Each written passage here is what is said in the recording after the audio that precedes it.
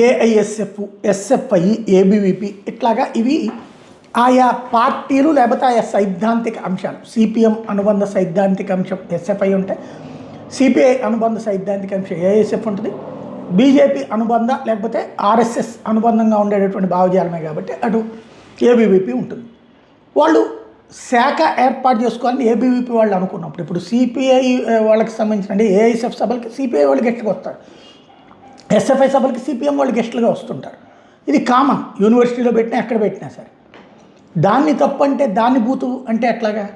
ఇప్పుడు నిన్న జరిగినటువంటిది అదే సదస్సు, అదే శాఖ అనేటటువంటిది ఏబీవీపీ విద్యార్థులు నిర్వహించుకుంటున్నారు. గెస్ట్గా వస్తారు ఆర్ఎస్ఎస్ వాళ్ళు గెస్టులు అంతే.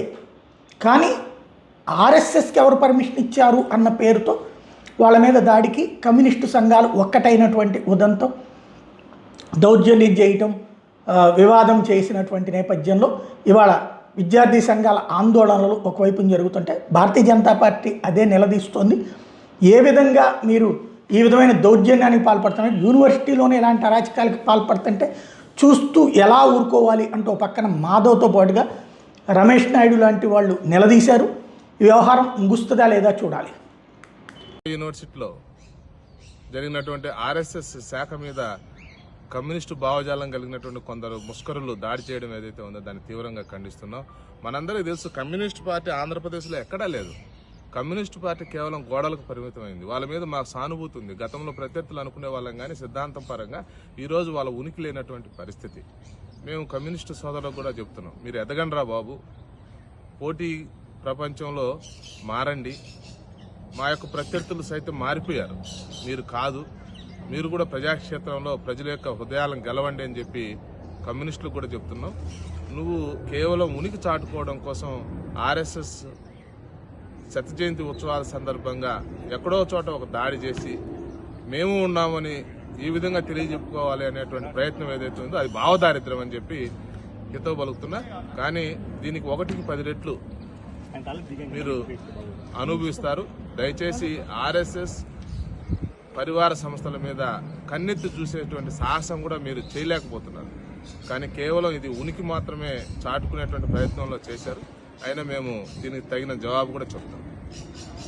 యూనివర్సిటీలో జరిగినటువంటి ఆర్ఎస్ఎస్ శాఖ మీద కమ్యూనిస్టు భావజాలం కలిగినటువంటి కొందరు ముష్కరులు దాడి చేయడం ఏదైతే ఉందో దాన్ని తీవ్రంగా ఖండిస్తున్నాం. మనందరికీ తెలుసు, కమ్యూనిస్టు పార్టీ ఆంధ్రప్రదేశ్లో ఎక్కడా లేదు. కమ్యూనిస్టు పార్టీ కేవలం గోడలకు పరిమితమైంది. వాళ్ళ మీద మాకు సానుభూతి ఉంది. గతంలో ప్రత్యర్థులు అనుకునే వాళ్ళం కానీ సిద్ధాంతం పరంగా ఈరోజు వాళ్ళ ఉనికి లేనటువంటి పరిస్థితి. మేము కమ్యూనిస్టు సోదరులకు కూడా చెప్తున్నాం, మీరు ఎదగండ్రా బాబు, పోటీ ప్రపంచంలో మారండి. మా యొక్క ప్రత్యర్థులు సైతం మారిపోయారు, మీరు కాదు. మీరు కూడా ప్రజాక్షేత్రంలో ప్రజల యొక్క హృదయాలను గెలవండి అని చెప్పి కమ్యూనిస్టులు కూడా చెప్తున్నాం. నువ్వు కేవలం ఉనికి చాటుకోవడం కోసం ఆర్ఎస్ఎస్ శత జయంతి ఉత్సవాల సందర్భంగా ఎక్కడో చోట ఒక దాడి చేసి మేము ఉన్నామని ఈ విధంగా తెలియజెప్పుకోవాలి అనేటువంటి ప్రయత్నం ఏదైతే ఉందో అది భావదారిద్ర్యం అని చెప్పి హితవు పలుకుతున్నా. కానీ దీనికి 1కి 10 రెట్లు మీరు అనుభవిస్తారు.